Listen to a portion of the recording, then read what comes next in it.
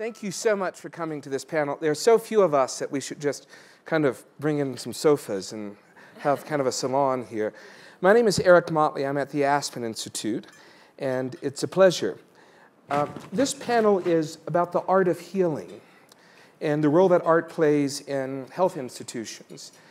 And Picasso once said that in many ways, painting is just like keeping a diary. And Glenn Gould, the pianist, who I'm quite fascinated with, said that the purpose of art, the reason of art, is not the release of a momentary ejection of adrenaline, but rather the lifelong construction of a state of wonder and serenity. I think most of us who are in this room, I should say all of us in this room, are here because we know the important role that the arts and humanities play in informing our lives and our sensibilities and helping us to think about transcendence and our role as citizens and the ideas of civitas, but also the therapeutic meaning of art and the humanities and helping us to cope with life and stress. We have an incredible panel. I'm not on your panel, so I don't consider myself a part of that incredibility. We have two clinicians, one former clinician, who's always a clinician.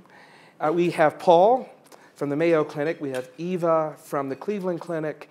And we have an artist extraordinaire and filmmaker and producer in Maureen.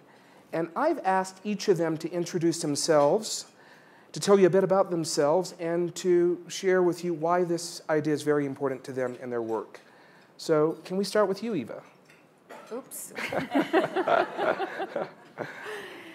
My name is Eva Fattorini. I'm a trained dermatologist. I don't practice anymore. I've been with Cleveland Clinic as part of Executive Board Office for 11 years. And I'm chair currently of Arts and Medicine Institute, which we founded in 2008. And the idea was to create this overarching entity that embraces all different forms of arts with the objective to integrate it into the healthcare, into the hospital. The reason why we are probably different from other models is because we did create this institute, which was spearheaded by a physician. And we can talk about it later. Yeah. And my personal passion, when people ask me why you're doing it, because it's the right thing to do. I've been in healthcare for 25 years. I've practiced in Croatia. I'm originally from Croatia. I live in Abu Dhabi now. I was patient personally on three different continents undergoing surgery. So I think I have a pretty good overview of what it means to be a patient in different countries. And one thing that I noticed is that we lack humanities in medicine. And I thought there is something that I need to do about it, so I devoted my professional career to integration of arts and medicine. Thank you. You're welcome. Maureen, tell us a bit about you and why you're in this. Yeah, hi. My name is Maureen Towey. I'm a director. I work a lot with Sojourn Theater. That is an ensemble-based organization that we work a lot at the intersection of cultural work and public health. So I like to say that I oversee beautiful, disruptive, artistic acts. So sometimes that means I'm, directing a rock concert, and sometimes a youth chorus, and sometimes an adaptation of the Odyssey in a retirement community. So the work that I've done in retirement communities and in aging and creativity is I think, the most relevant to our conversation here. And specifically with work that I've done in Milwaukee in partnership with Ann Basting, who's an expert at aging and creativity.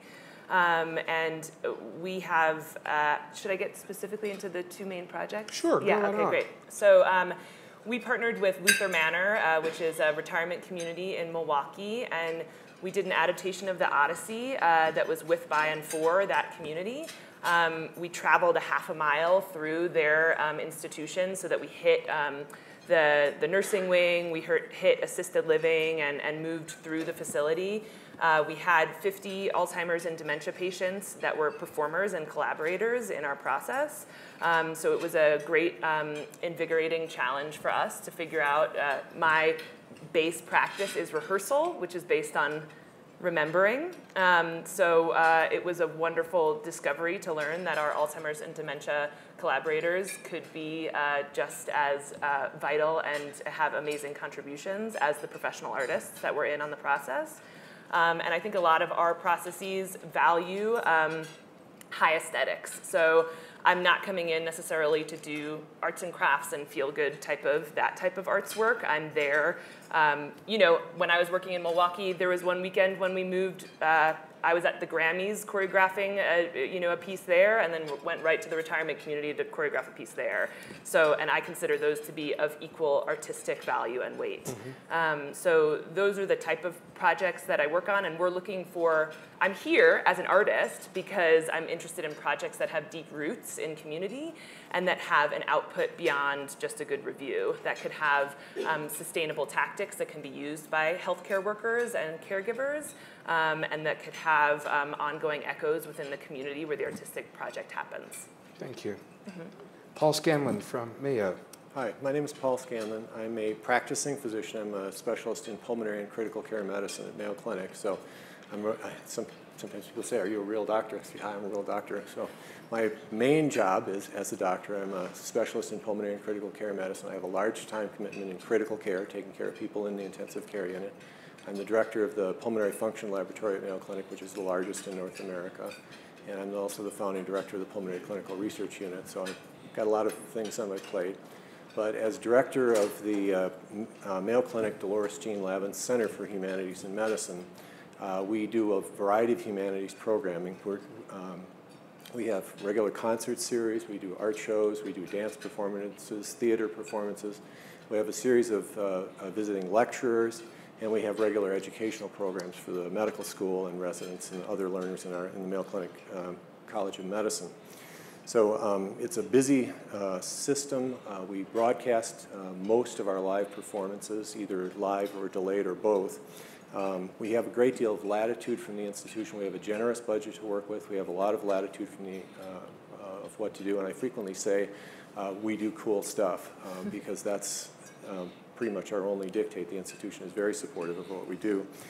Now, I like to point out that humanities is not a substitute for the best possible medical care. You know, is this a pro or con versus scientific medicine? Not at all. Excellence in medical care is a sine qua non. We don't give up on that. In fact, the Mayo Clinic is very proud of our ranking as the #1 medical center with U.S. News and World Report and others. But we never lose sight of our primary mission, which is the needs of the patient come first. That derives from a historical quote by Will Mayo back in 1910. So it's very important to us that the quality of medical care never be compromised. So this is a supplement to that. We'll get into the value of arts in healthcare, and it's undisputed. There's very good evidence for that. We'll talk about that. But one of my favorite quotes, which is attributed to Ambroise Paré, who was essentially the Surgeon General of the French Empire before Louis the Sun King, and the quote is, "The art of medicine is to cure at times, to relieve often, and to comfort always." And Mayo Clinic, we believe very strongly in that statement, and humanities is an important part in the imperative to comfort always. Thank you, Paul. Eva, could you help us to unpack this idea of art as the mechanism of healing, art as medicine? Could you what does that mean to you? Everything. I think that you can't heal unless you change the state of your mind. And I think changing the state of your mind is probably one of the most difficult challenges when you're in a hospital, whether you're a caregiver or a patient. There are a lot of layers how we explain that. We are, especially Cleveland Clinic, hard data-based institution. So we try to measure every single thing we do. Yeah. I don't think anywhere in the world exists metrics for healing right now. So definition of healing is very broad. It can be just feeling better. What we are trying to change is the quality of the time that people have with arts. It's not necessarily the quantity of time. It's a journey from A to B that can be beautiful or it can be extremely ugly. So we're trying to infuse the hospital environment with some beauty, with a new energy, with vitality of the arts, which completely changes the perspective and overall hospital experience. We have done recently a study which was published in a magazine on 1,000 patients. It was focused on our contemporary art collection. Cleveland Clinic is one of the largest contemporary art collections, more than 6,000 original objects of artworks, which are museum quality. We can talk about that later too, because I'm sure there are a lot of questions. But we asked patients who spent last 12 months at the Cleveland Clinic, what was their impression? And 76% of patients responded that it improved overall hospital experience significantly. We also measured the level of mood, stress, and anxiety. And I mean, all the numbers were 74%, 76%. So with only visual art correction, that was proof of healing. I think that healing can be subjective and objective. Subjective to me, it would mean that people felt beautiful in a hospital. You can measure the size of the tumor, and say, well, people healed faster or not. You can measure the length of stay. You can measure decreasing the pain medication. I just want to, emphasize that there is no single formula that will prove that number that will say, well, because we have arts, this is why people heal better. It's just really going to my initial answer. It's changing the state of mind when people are in the hospital and transport you somewhere else. And only arts can do that. Thank you. Medicine in the millennial has been to a large degree defined by metrics. And frequently, I guess, critics of arts programs in health institutions have referred to it as soft science. How do you think about this, Paul? And how do you think about metrics at Mayo? Well, it's pretty sloppy thinking to say this is just soft science and there isn't a good scientific basis for it. There is. There's ample evidence that arts in healthcare, particularly best evidence for music, but also for the visual arts, that it improves pain control, reduces need for narcotic medications, reduces length of hospitalizations in many cases, improves patient satisfaction, improves patient quality of life during and after their hospitalizations. There's ample evidence, many studies that show that. So I think it's silly and sloppy thinking to say that we don't have good scientific evidence. There's a lot of other dimensions that need to be looked at in terms of why we do this. In fact, there is good evidence. There's certainly ample room to provide additional evidence. There are questions about exactly what kind of art works best. The appreciation of art and music is culturally determined. What is the best music for you is not necessarily the best music for me or somebody else. And likewise, art. What art is most appealing to some people is not the same for other people. So there's room for further investigation there.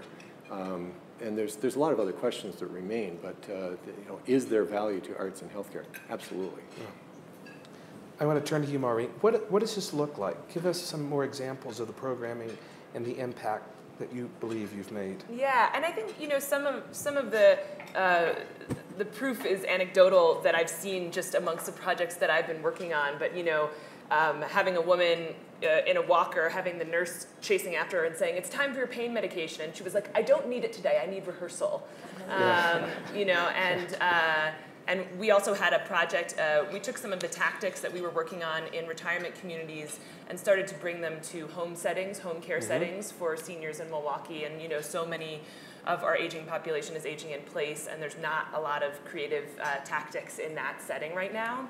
And part of what we realized in Milwaukee was that a lot of those seniors were in their homes because of the walkability of the cities. So if the traffic light was too short and you couldn't cross it fast enough with your walker, then you stopped crossing the street, you ended up in your home. It had profound effects on your health.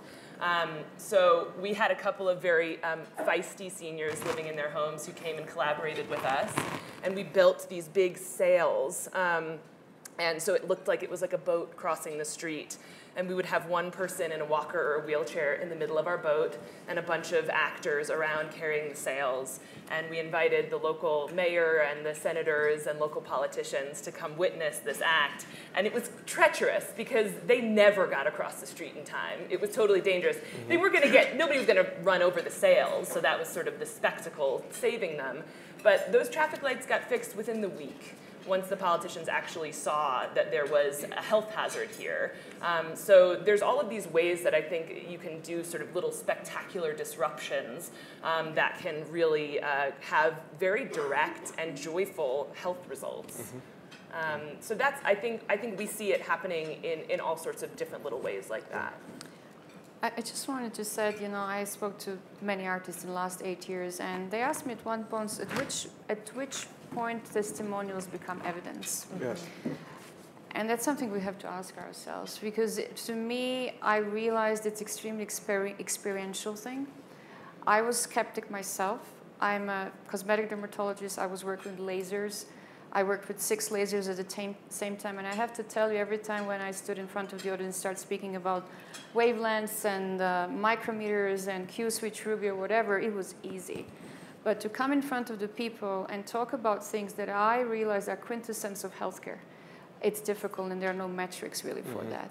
To me, arts is like a 5th element of healthcare. It's quintessentia, it's Latin, the 5th element. That's what we're doing with arts.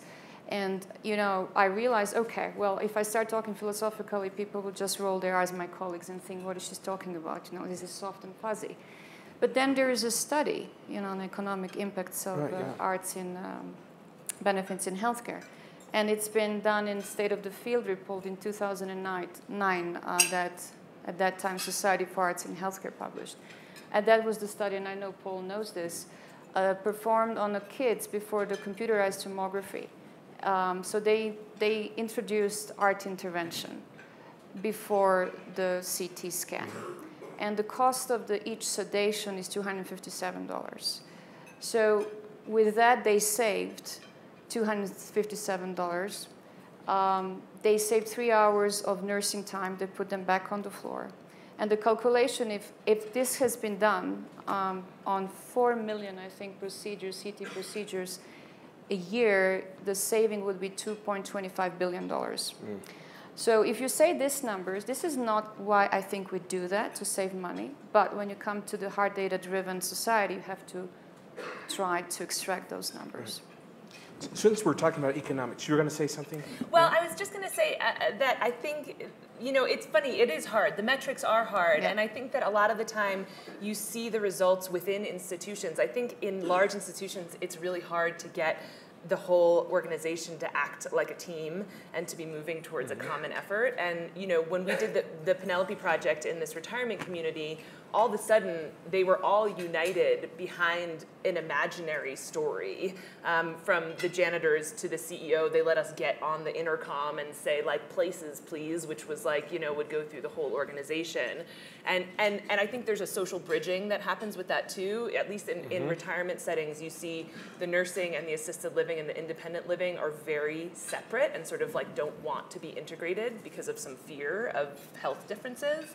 But this was really, I think the arts can be, accompaniment can be a type of health accompaniment that you could get ways to bridge differences between departments and within large institutions. Yeah, thank you. I want to talk about the economics for a second.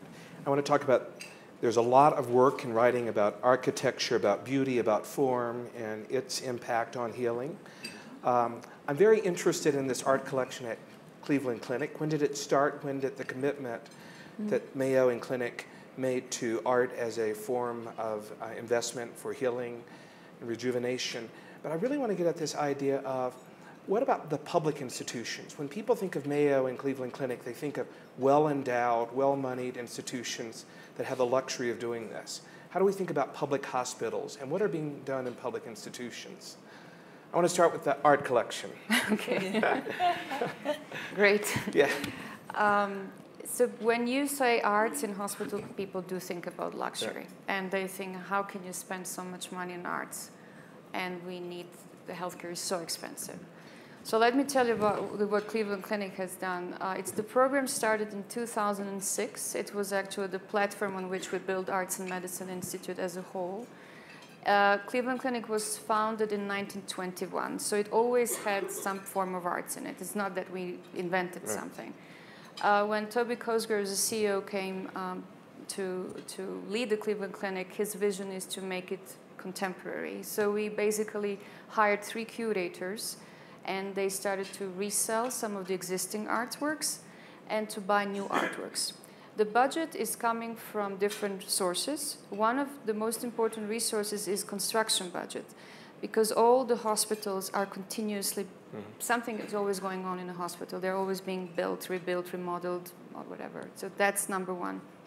The second one are donations and grants, and then the resale of the art. we, for example, got a big donation, which it was very expensive artwork, which we didn't need in a hospital, so we resell it. The collection is contemporary, so we have contemporary artists. It's very diverse. It's very intelligent. The curatorial thread in the hospital, that it's not disturbing, it's not religious. It can be humorous.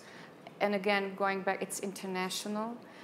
Being in Abu Dhabi now, we finished the first round of acquiring the artworks. And I can tell you, trust me, it's so difficult to get budget for anything with arts and medicine related in actually well-endowed institution. You might have different experience, but people have a different perception. Sometimes it might be easier to do it even in a community hospital than in a large institution. And I mentioned the study that we did. Interaction, having the art collection on the walls is not enough. What we say, it's not a decoration. So that's number one. Art in a hospital is not a decoration. We activate the art, which means the people who are seeing art in a hospital are not usually museum goers. They might be interacting with this type of art for the first time.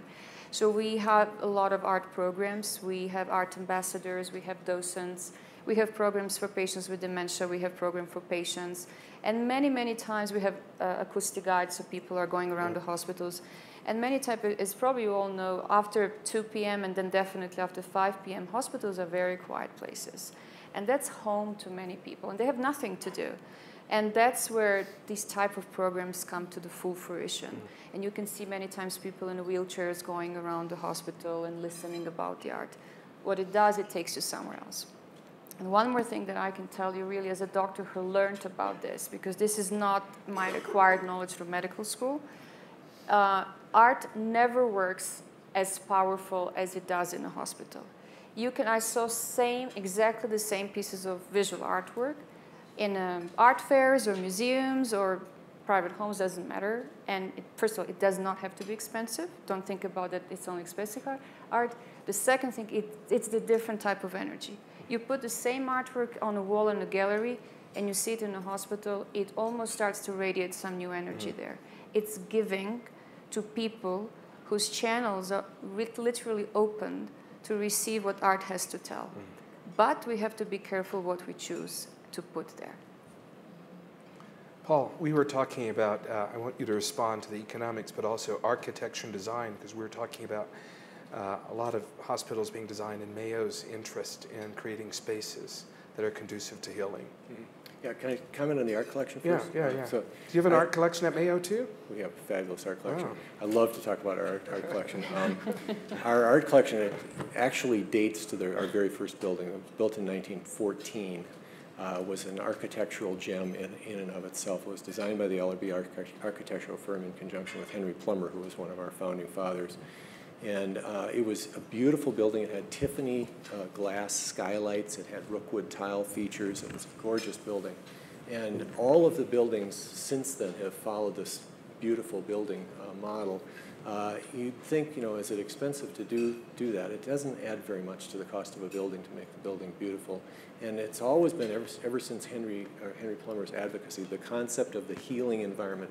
If you walk into a building in the Mayo Clinic, and you've never been there before, any building, you'll walk in and say, wow, this place is amazing. I must be in the right place. It sets that immediate tone of, I think I'm in the right place just by walking in. The very first installations of visual arts, 2- and 3-dimensional arts, were in the 1955 building, now called the Mayo Building, which had an organized program of installed visual arts.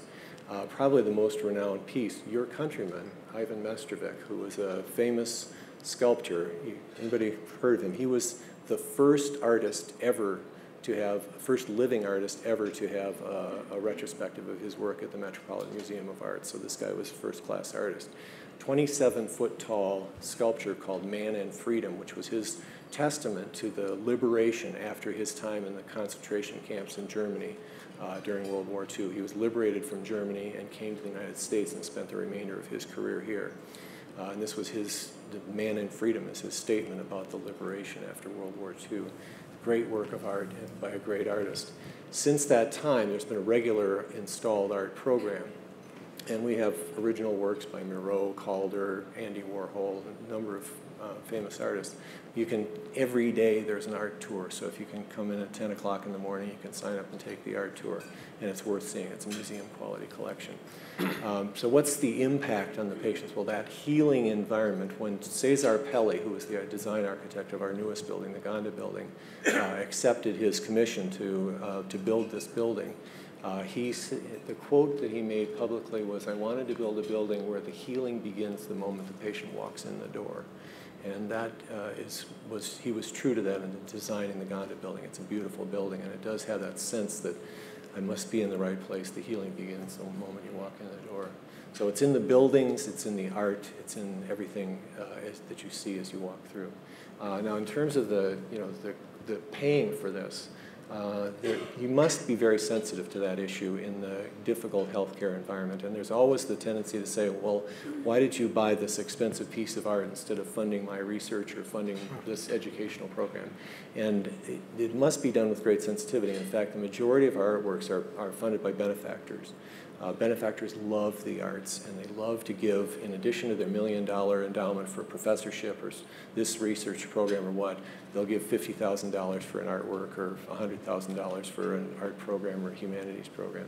So benefactors love it. It's good for development in general. I used to kind of brag that we humanities live on the crumbs that fall off the table of development, because as the development officers would be talking to benefactors, they would love to give, a small part of their contribution would go to humanities, and the rest would go in general contribution to the endowment or to development. So benefactors love it. It's a great way to fund it. Eva was also correct that most states, including the state of Minnesota, for public buildings have a mandate that set aside of 1 or 2% must go to public art. So that's a fairly generous funding. Unfortunately, artists are very underpaid folks, and their work is generally available at a pretty modest price. It's great to have a doctor making that case for artists.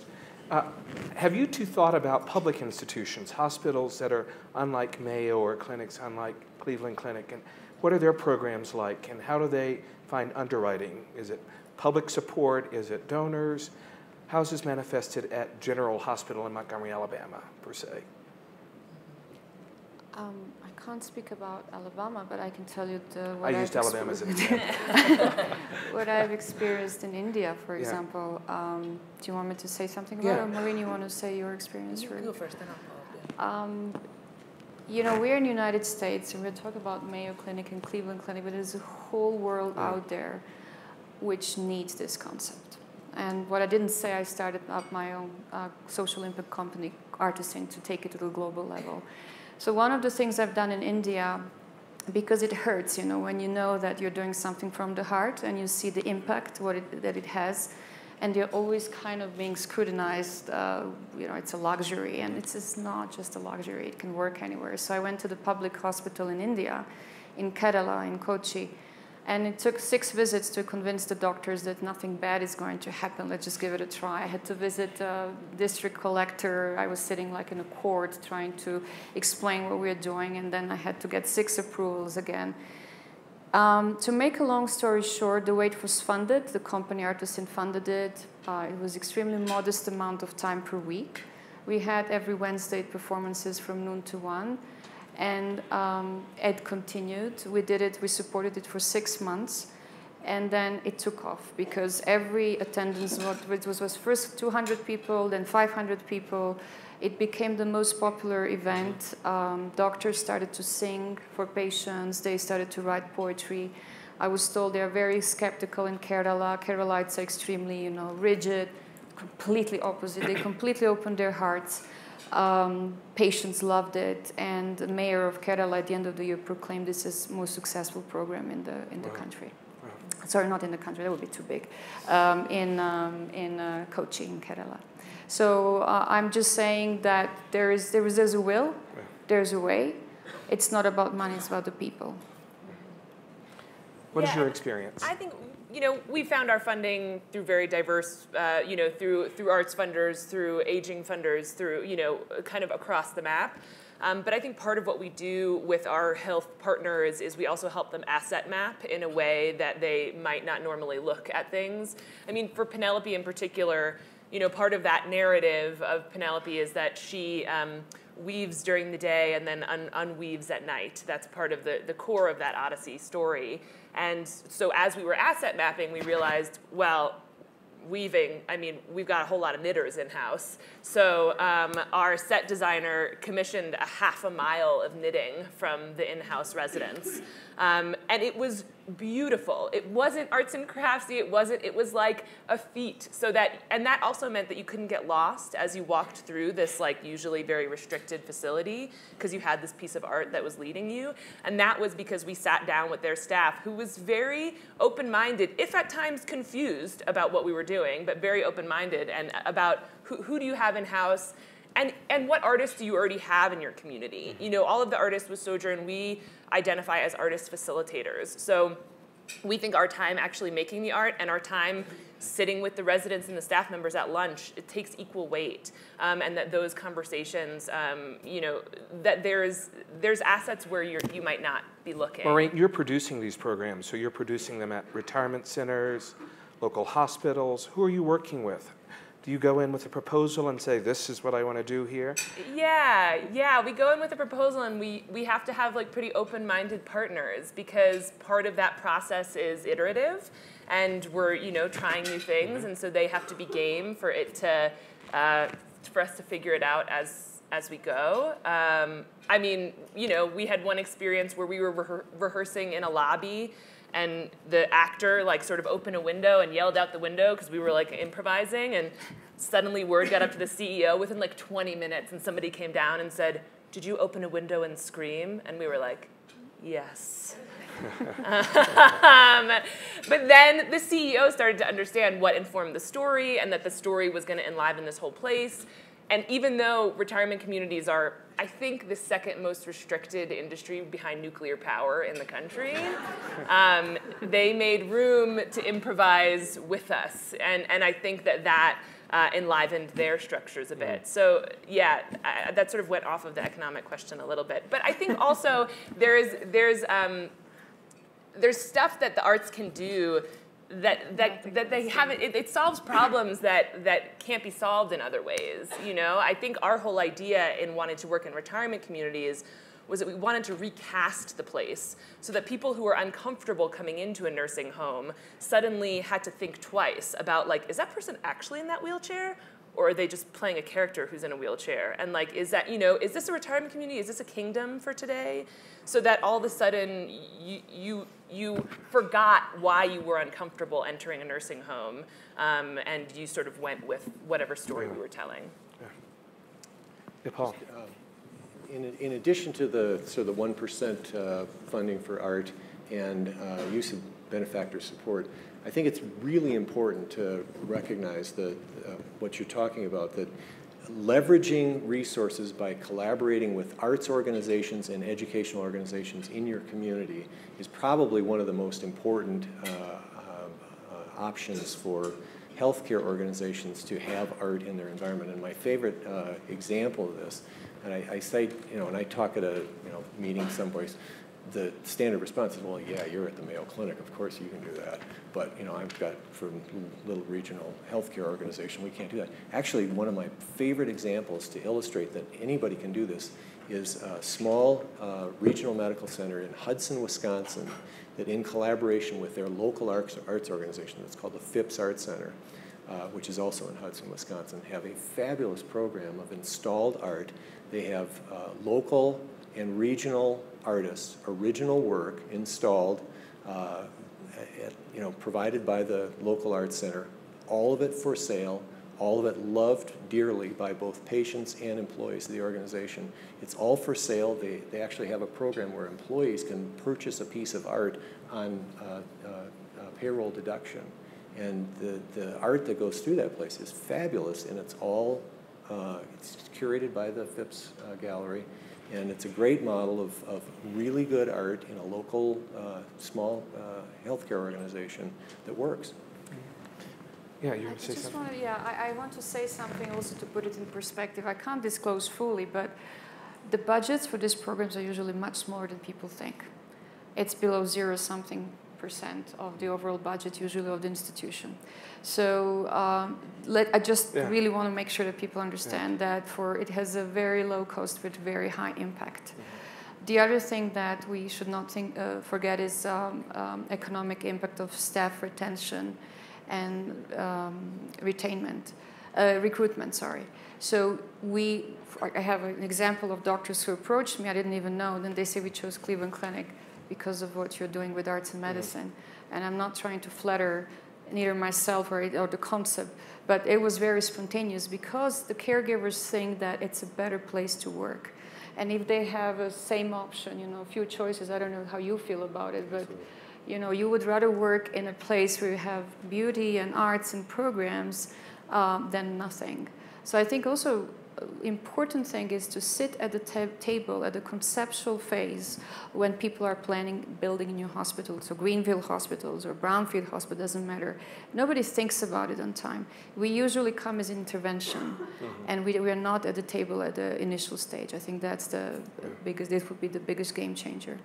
I was a couple of months ago at MoMA, walking through an exhibition, and there was a group of people being curated through this particular show, Matisse. And I started to interact with them only to discover that they were pre-med students from Columbia University. And they were there on an observing clinical class. And what I discovered is that there are 6 or 7 universities. Columbia has an arts and medicine program. Admissions programs at medical schools are thinking outside of the box. Can you talk about the educational, clinical aspects of... Pioneered by dermatologists. Pioneered by a dermatologist. Visual learning strategies uses art, visual arts, come into a museum, great museum. It's cool, everybody loves doing it, and as part of the educational programming, a trained curator, usually a docent of the art museum, will take the students around, sometimes a physician, sometimes a docent, take them around and working with one particular artwork, go through very carefully, observing the characteristics of this artwork and asking questions about what do you see? Can you describe this, that, or the other thing? And it's been shown to have a substantially beneficial impact for medical students learning to visually inspect. Obviously, the patient is their real model, but learning to visually inspect something, look at it carefully, thoroughly, and understand what you're looking at and be able to describe what you're looking at. It's called Visual Learning Strategies. It's a well-documented educational program. And as I said, it was pioneered by dermatologists. It wasn't just the visual. I mean, we placed a lot of emphasis on the visual, but the audible as well. At King's College, they have a music program and a poetry program in which they're teaching syntax and language and word order. And they're tapping into the other side of the brain that we usually don't think you medical people tap into all that much. I want to talk about the globalization and its transferability of these ideas in other countries besides India. And you've been really committed to that. Could you kind of give us an overview? I wish I could give the whole overview. I live in Abu Dhabi, as I said, and Cleveland Clinic just opened months ago, a huge facility, 364-bed hospital.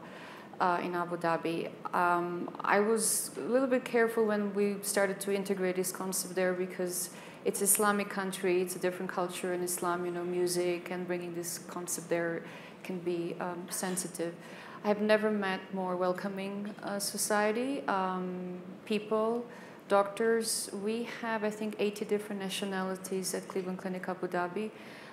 So bringing this program, which is just starting now, is not going to only give some respite to the patients and their families, but also it's going to be a big connector for the community who works there in the hospital, which is close to 3,000 employees. I think that I say always that places where joy and sorrow meet, that's what the hospitals are. And there are 2 things that are actually connecting people on a global level.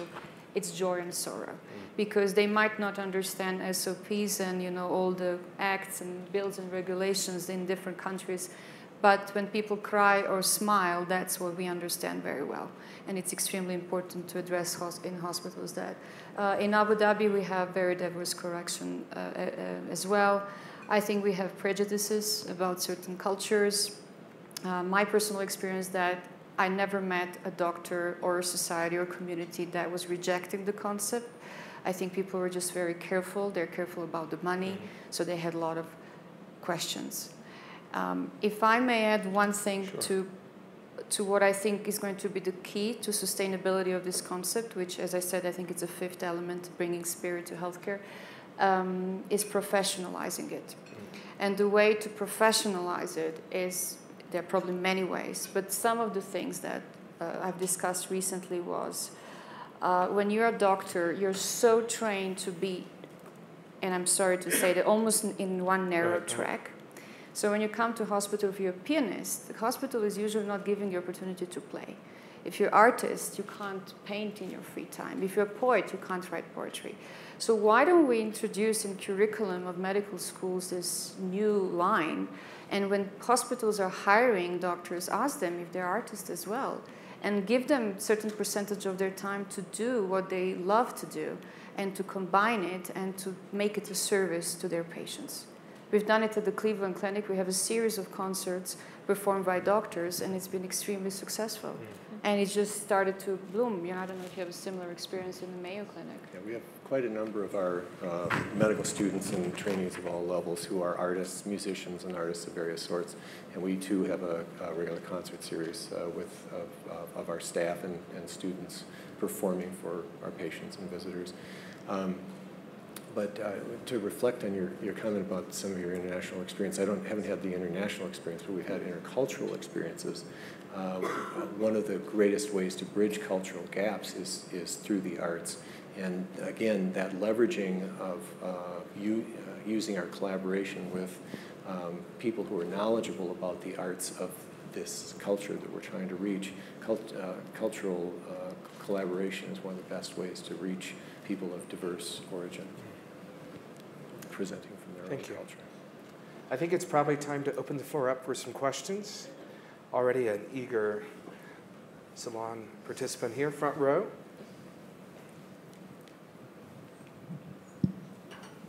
First of all, it was a fascinating presentation. I don't think it's something somebody thinks about daily. I, being a clinical psychologist who provides large-scale services to hospitals and industry, I'm always thinking about this. What it appears you've done is you've taken a very scary experience, and that's going into a hospital, and you've humanized it, but more so you've deinstitutionalized it.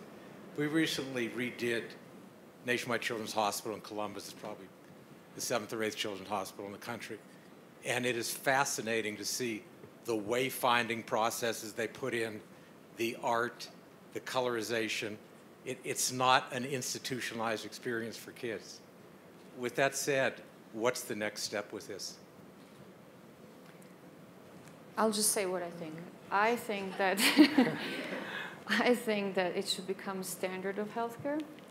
I think that in the future, hospitals should not get accreditation unless they have some programs that it can be arts, but basically they have humanities.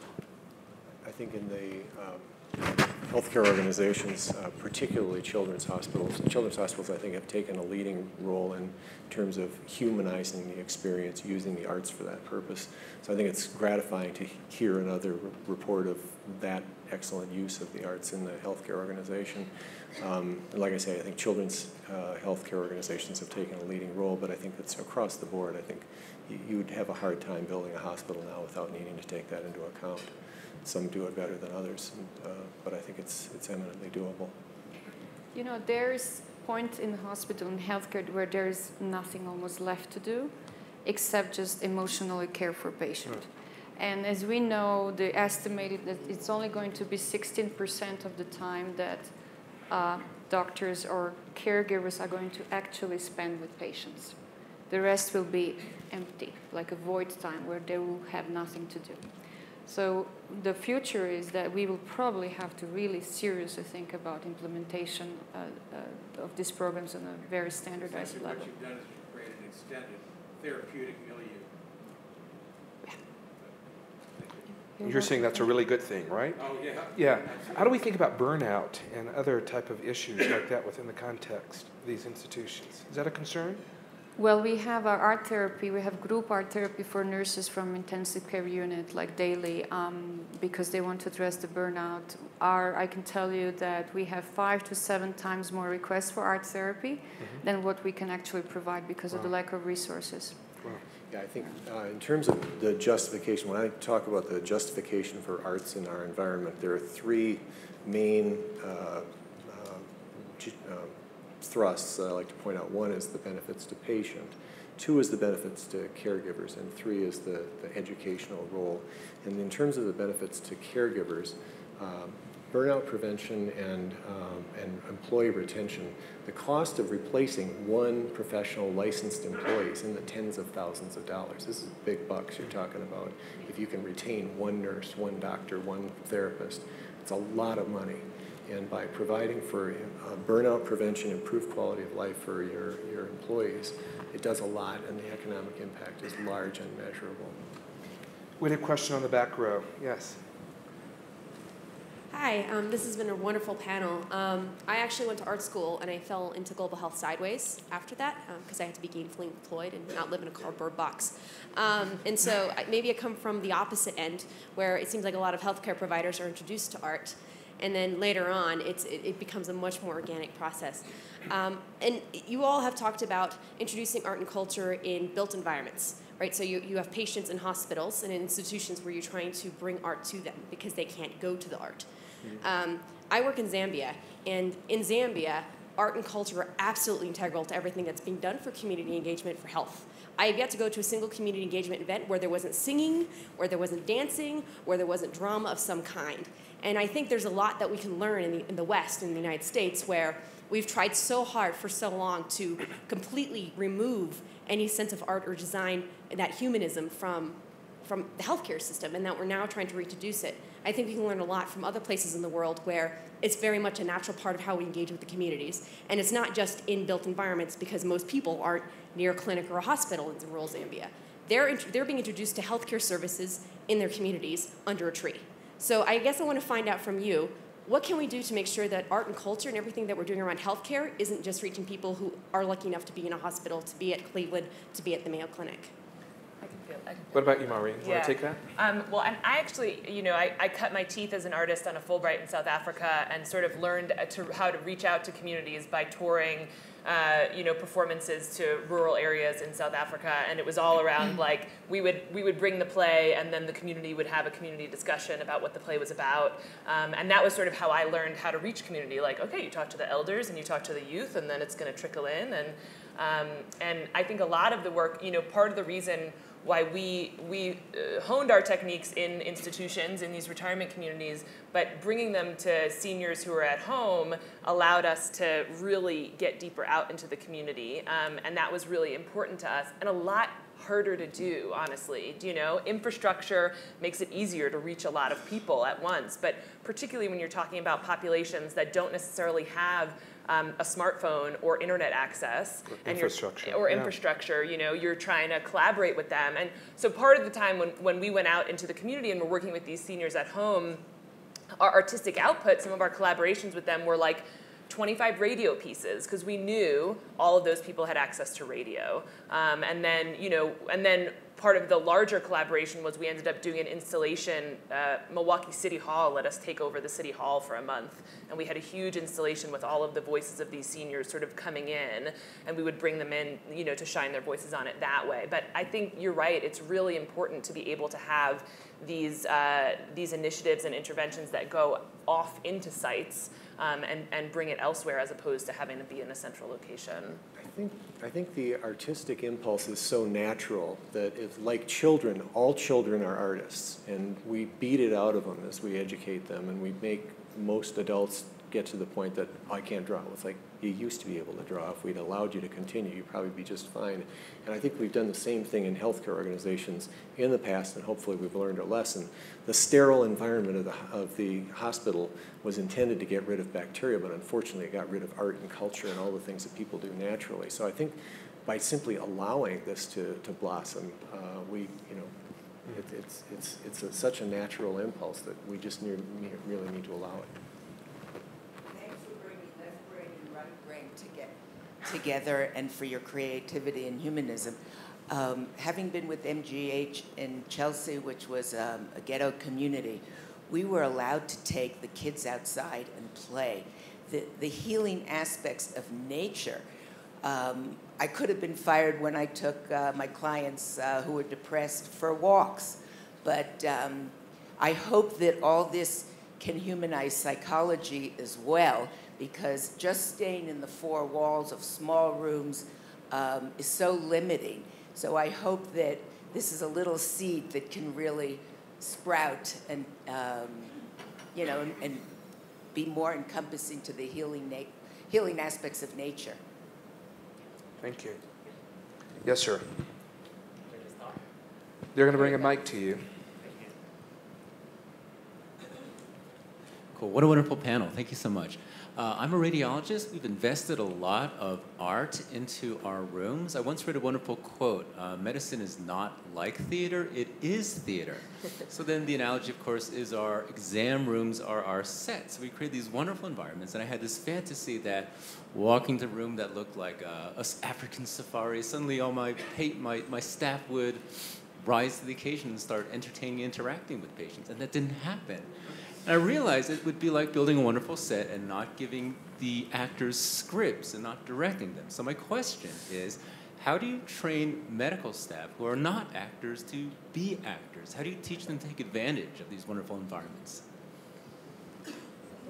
We've been working on some the tools and the tactics that Sojourn, that our artists have been figuring out. We've been working with caregivers to take on the same tactics. So and making those sustainable, and that even might just be through asking the right questions. We worked with a bunch of medical students to say, like, what are the questions that you ask a patient every time they come in?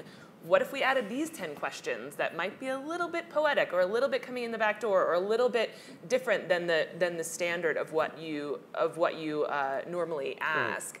And I think that the questioning and the curiosity, that those standards are super easy to pass on to caregivers, particularly for the setting that I'm working in, where a lot of home caregivers only have online training anyway. So adding some creative tools to that is it's going to expand it. And it's about awakening sensibility as well. Mm-hmm. I don't know if I want my doctor acting over me, but I do want him to be a bit more aware and sensitive. And yeah, Paul. I'd point out two things that we do. One is the orientation programs for our new staff, or for all staff, physicians, nurses, other practitioners, other employees, includes orientation to the heritage, the history, the arts and culture of the organization. So people are indoctrinated into, this is what we're about, this is what we do, and part of it is our history, part of it is our art, part of it is the beauty here. And the other thing that we do is we work with our students, particularly medical students. We use the arts in some of our educational programming for them. We have a program where we teach the medical students their history presentation skills by using professional actors from the Guthrie Theater who teach them acting skills for the sake of learning better to present their clinical case presentations. Mm-hmm. How to enter a room, how to engage the audience, how to maintain eye contact. Those are acting skills. When in the intensive care unit, I frequently tell my residents during rounds, okay, listen, when you're presenting at your sign out, you're presenting a new patient, this is a life-saving discussion. If you don't get it right and communicate the story about this patient, if you don't tell this story in a way that's engaging, entertaining, interesting, that people listen to, your patient's at risk of dying. So it is critically important, it is a life-saving skill to have these storytelling abilities. I want you to be an actor, and so when we're on rounds, I want you to stand up straight, I want you to engage your crowd. If somebody's not listening, what do? You wait until they're ready to listen. Are you ready? You listening? Okay, let's go on. Let's get this straight. So acting skills are important to the communication. So using the arts for communication skills for all learners is very important. Eva, you want to say something? Storytelling is extremely powerful thing, extremely. I just want to address one thing about why hospitals are important in deploying this concept in communities and all around. We have to be very careful not to improvise with this concept. Hospitals are like portals where people come and they get educated and staff gets educated about this concept. And, average length of stay, let's say 5 to 7 days, or different around the world. But we have to, again, professionalize the concept and make sure that people who are providing arts and medicine are trained to do that. And then when the patients leave the clinic or the hospital, they know exactly what to do. It's not to improvise, because I think it's a recipe for either not disaster, but those programs usually don't survive. I don't know if your experience is the same. So I think it is important for big hospitals to create some standards which other smaller hospitals can then replicate, teach the caregivers, teach the patients, and then they can go home or to smaller facilities to continue conducting the therapeutical arts approaches. Thank you. Yeah. We have time for one more question, and then I'm going to ask each of the panelists to make some last comments very briefly and to answer a question that no one asked you that you feel is important in responding to. All right, yes, sir. Thank you. I know that a lot of the conversation has been on humanities and healing. I want to ask it for a slightly different lens, and let's talk about the humanities and end of life, especially with respect to hospice and palliative care. And if you have any examples of your institutions deploying humanities in those sort of final days and final months, I'd love to hear. Maureen? Yeah, we had great experiences in the retirement communities, in the nursing settings, where we had some residents who were in hospice chairs, in the large chairs that sort of signal that they can move less, that they're sort of in the final chapter of their life. And those residents were some of our best collaborators. When we were working with we did a lot of call and response with dance movements, with like hula dance movements, so that they could do storytelling, and even if they couldn't remember, they could still participate.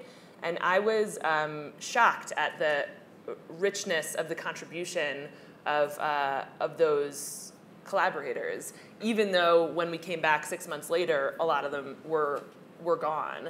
But they were still hungry to be of use and to be invited into a project that they felt was building something and to be a part of a team.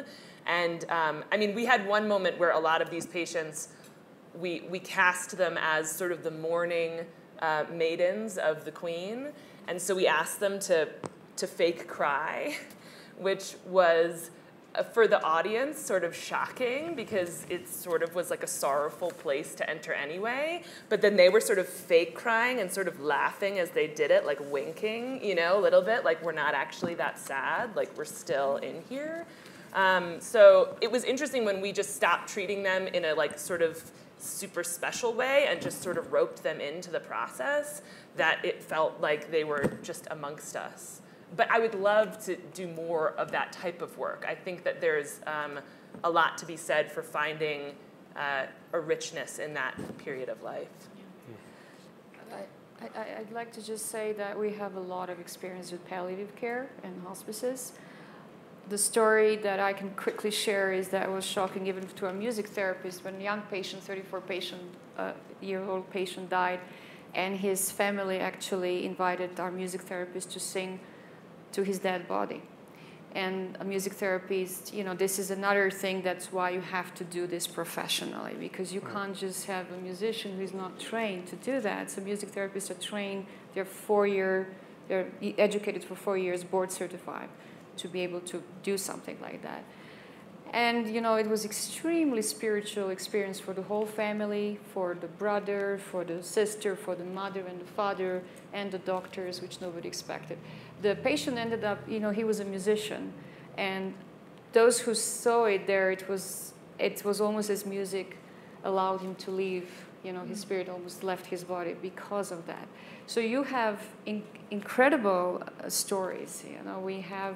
We can write a book about what is happening, and it's almost like saying goodbye in a nice way with a dignity when you bring arts. Eva, in instances like that, do you engage the family in that training, or in that? How do you prepare the family that is participating in that ritual? Well, family asked that, and we were never asked for that before. They wanted to know. It was a little bit, how do you do that? But you do what family wants you to do. You just feel it's the right thing.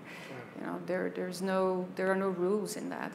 Yeah, we were working with choreographer Liz Lerman a little bit on one of our projects, and she was talking about something that happened in her family when her uncle was in his last week or so of life, and his body was kind of spasming, which was upsetting to the family. And she's a choreographer, so she came in, and his arm was doing this. So she went in with him and mirrored the movement. And then the wife said, "Can you teach me to do that?" And the wife came in and mirrored the movement. And that was sort of a comforting way to reframe what the body was doing in a way that nobody could really control or understand, but to give it, to share it in a different way. Another story, reality, like our Cancer Institute. We started in a small basement art therapy, and then we grew bigger and bigger, and now we're building a new cancer center, which is going to be built around arts, basically, because the need of the patients was so huge. And Institute chairman is just a wonderful person. People who were on chemo would look forward to come back to chemo just so they can continue their art project. And probably most of you, I mean, you are in some way familiar, and some of them, they did not want to leave the chemo until they finished their art project. So they are very nice stories. You know, some of the people know they won't be able to live more than a year, and this is what I addressed in initial introduction. But we can do something about the quality of the time they have, not necessarily always the quantity. Speaking of the quantity of time we have, I was just told we were at 0. But since this is such a quality experience, I'm going to ask each of you just a second or so to make some closing comments. Nothing long, just a couple of closing remarks. I would say... And Paul, could you pull your mic up just a bit? I would say, partly as a reflection of the last question, but in my specialty in critical care, we have the highest mortality in the hospital. People often die in the intensive care unit, and although we have the best mortality of any hospital, comparable to or better than any hospital in the country, 11% of my patients die. So I have a great deal of experience dealing with the dead, the dying, and their families. And often the end-of-life care is it's obviously concentrated on the patients, but concentrated also on most of the verbal interaction is actually with the family members. I frequently point out to my residents that there's a disaster in every room. This, for most of our patients, this is the worst experience of our lives. And I reinforce that statement from Ambroise Paré that the art of medicine is to cure sometimes, to relieve often, and to comfort always. And sometimes the comfort is all we have to offer. So we must be very sensitive to that. And our personal interactions with our patients, in particular their families, are critically important to their experience both of living and dying. Thank you. I think we should demystify the concept. We should change the state of our minds. Those of you who are here, you can talk about it. There is an evidence-based medicine behind it. When people started to introduce CTs and MRIs in a hospital, they just didn't do it overnight. A lot of resources have been invested in actually researching certain things. I mean, how much we did really invest in arts and medicine? This has been something they were just revitalizing right now. I think we should be open-minded and let's just do it in the right way. Yeah. Thank you. And my work in this forum started in the first place because somebody invited me into a think tank for radical thinking around Alzheimer's care, and they were like, just bring in a couple artists, just see what they say, you know? So I think, but it started years and years of very productive work that I was invited to the table. So I would say that for all the health workers in the room, that to invite the artists to the table when you're doing some problem solving, and you never know what might come up. Michael Murphy yesterday kind of surmised, oh, he's in the back of the room, on investing in beauty. And so investing in health is investing in beauty. We have a great panel. Thank you so much. This was a great conversation. I would like to recommend that you go to their web pages. Maureen has some wonderful videos of work that she's done and its impact. I think the work that you're doing, Eva, is fantastic, and you're really reaching the masses and making a real impact in the world. And Paul, what you're doing there at the Mayo is incredibly impressive. So let's continue this conversation beyond this panel. Thank you very much.